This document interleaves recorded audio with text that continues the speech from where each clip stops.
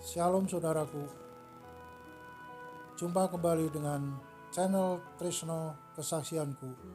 Ikutin terus. Selamat jumpa kembali dengan channel Trisno Kesaksianku. Sebelumnya perkenalkan, nama saya adalah Trisno yang bertempat tinggal di Kota Bandung, sekitar Kota Bandung. Saya membuat video kesaksian ini berdasarkan dengan kehidupan saya sehari-hari yang saya alamin bersama Tuhan. Dari sejak awal saya dilahirkan, mungkin nanti sampai usia saya sekarang berusia 56, lebih 4 bulan ya tepatnya.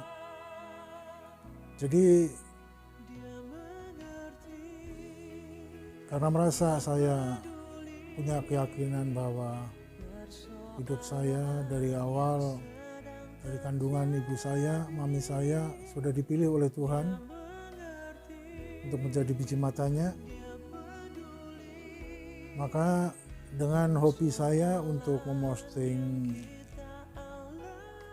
video-video hobi ya, kebiasaan saya di media sosial, saya berpikir saya akan berbuat, kenapa saya tidak membuat suatu konten yang boleh menjadi berkat bagi banyak orang. Jadi awal dari mulanya seperti itu, saya bertekad untuk membuat konten ini supaya pengalaman hidup saya bersama Tuhan itu boleh menjadi berkat bagi banyak orang, terutama dukungan saudara penonton semua untuk like dan subscribe, dan kalau perlu bunyikan loncengnya, karena itu akan membantu saya untuk lebih semangat kembali untuk membuat konten-konten berikutnya. Paling tidak Anda sudah membuat hal kebaikan, boleh menjadi bagian dari yang membagikan berkat yang baik, video yang baik, itu suatu bagian untuk berbuat baik.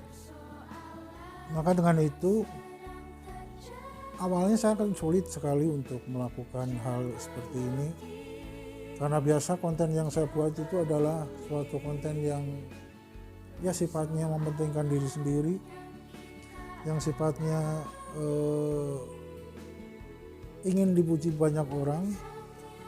Tapi saat ini saya akan membuat konten itu, konten mungkin yang boleh menjadi saksi, dan saksi itu bukan dari orang lain, saksi itu dari kehidupan saya sendiri, dari mulai sejak kecil sampai saya baru umur udah berkepala 5.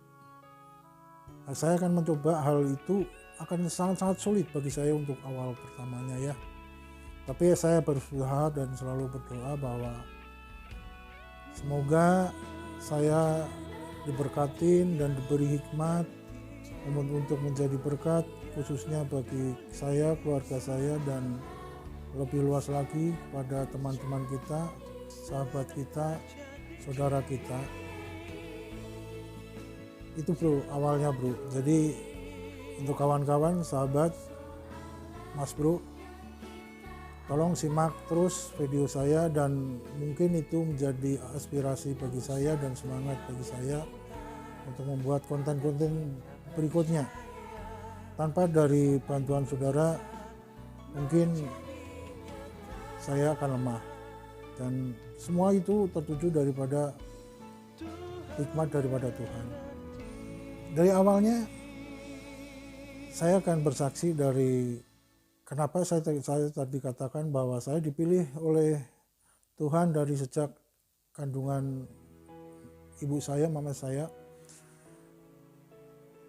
Karena pada dasarnya saya waktu dilahirkan juga termasuk yang unik ya.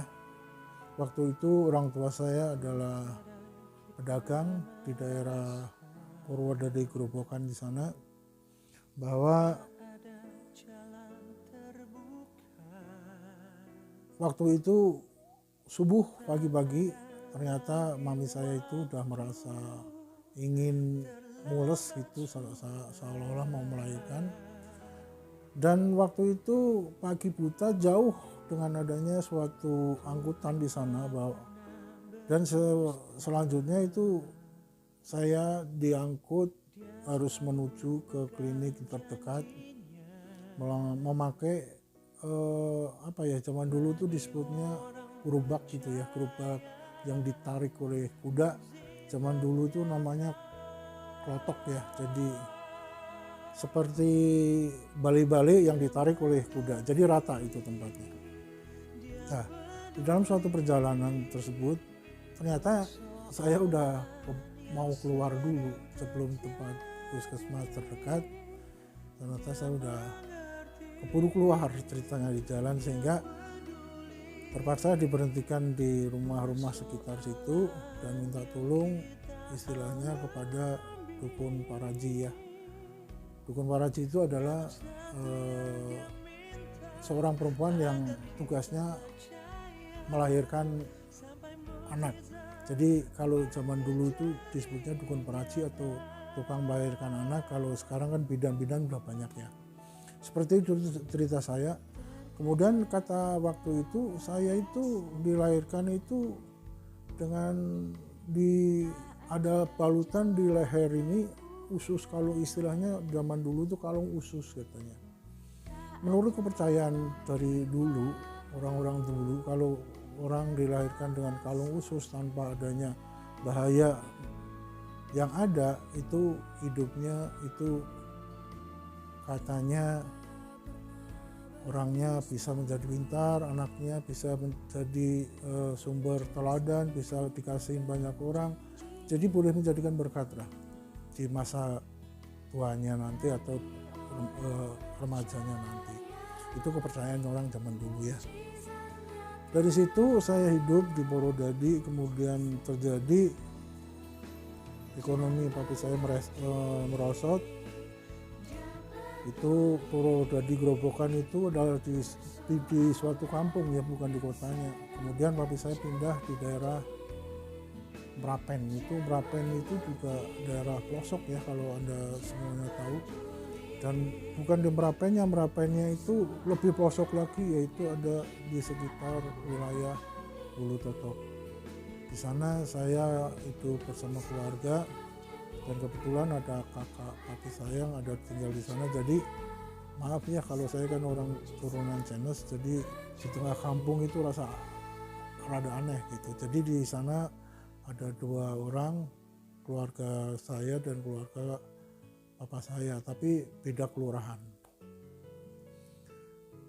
Di masa kehidupan waktu itu, di saya itu dari awal udah dipelajarin untuk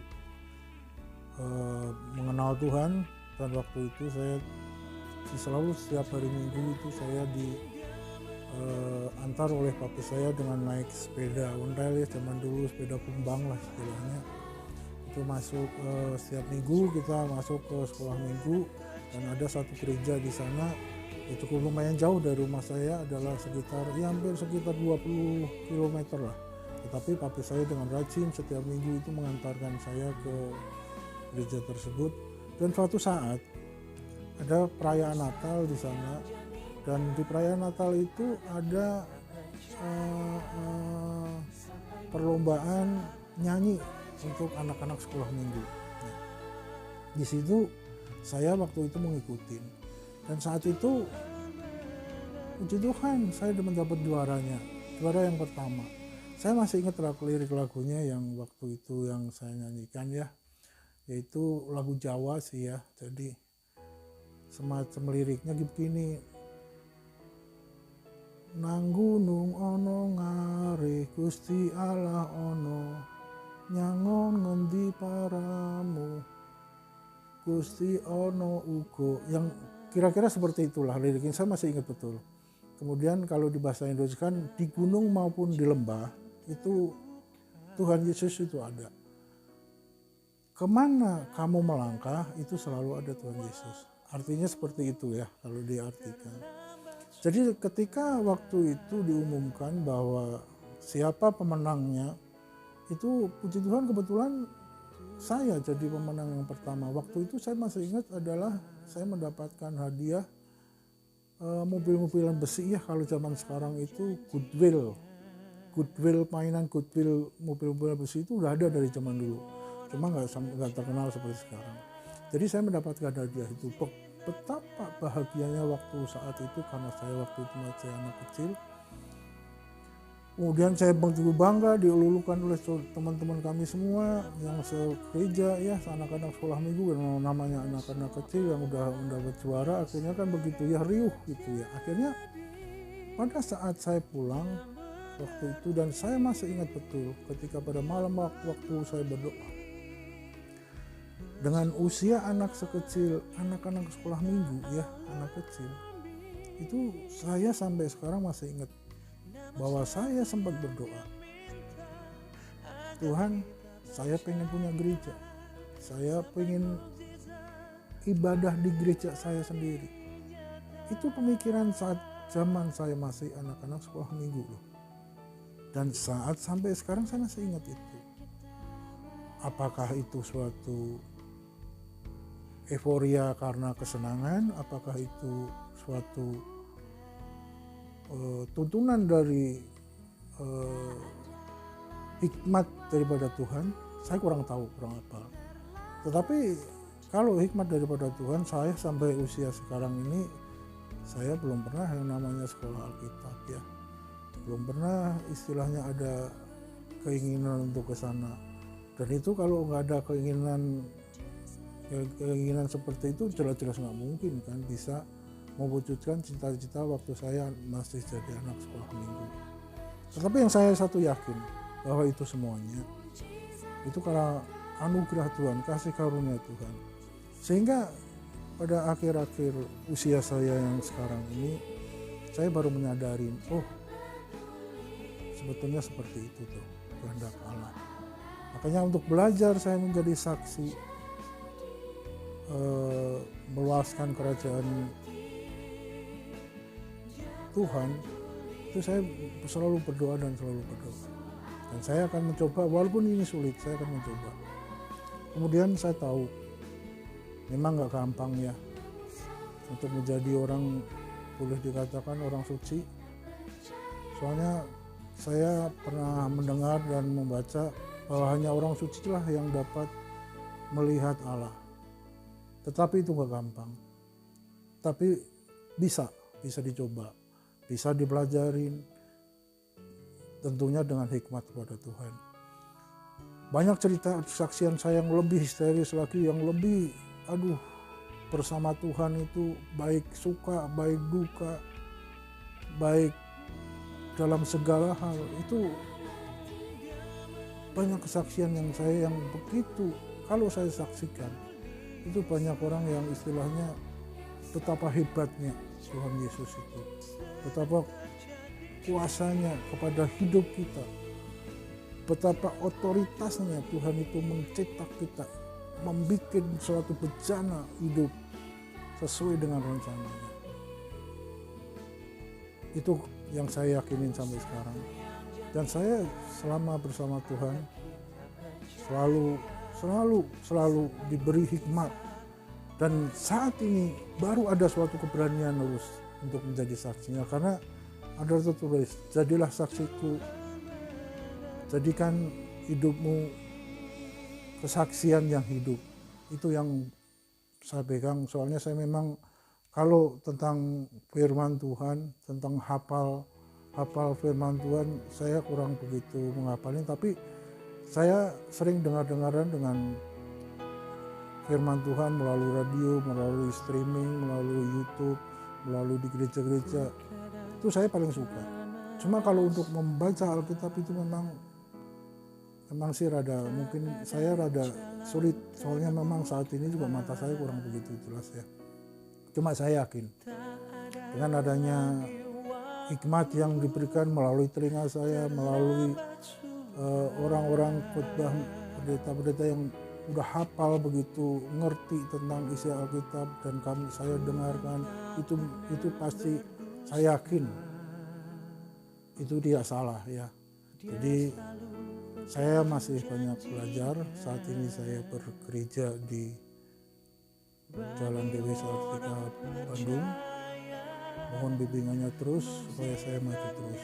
Sementara kesaksian saya seperti itu, tapi jangan lupa kesaksian saya akan lebih dahsyat nanti kalau sudah mencapai kesaksian yang berikutnya.